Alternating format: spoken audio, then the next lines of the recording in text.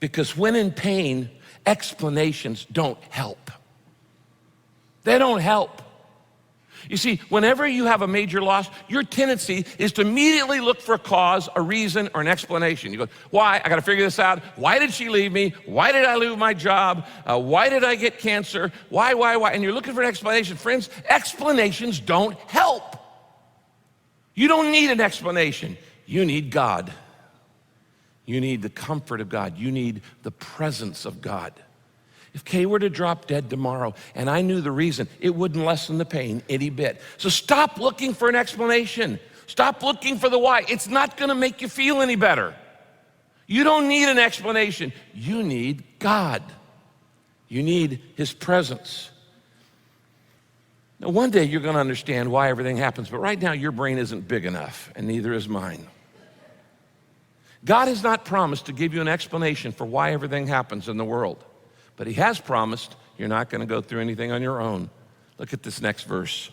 Hebrews 13:5. This is God talking, I will never leave you and I will never abandon you. He says this over and over and over again from Genesis to the end of the Bible, all the scriptures. God says, I will never abandon you. Now, you may have been abandoned in life by a spouse or a parent. Maybe you've been rejected.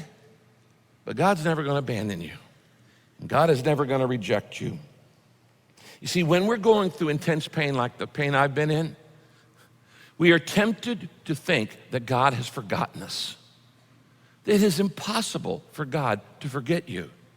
He created you as an object of His love. You were made to be loved by God. In fact, here's what the Bible says. Isaiah 49, verse 15. God says this, can a mother forget the baby at her breast or a child that she has born? The answer is obviously no. No woman could not be nursing a baby and forget the baby at the same time. He said, obviously not. He said, even if that were possible, I will never forget you.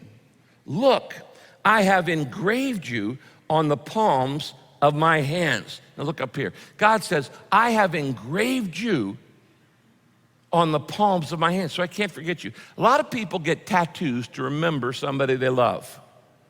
God has a tattoo of you.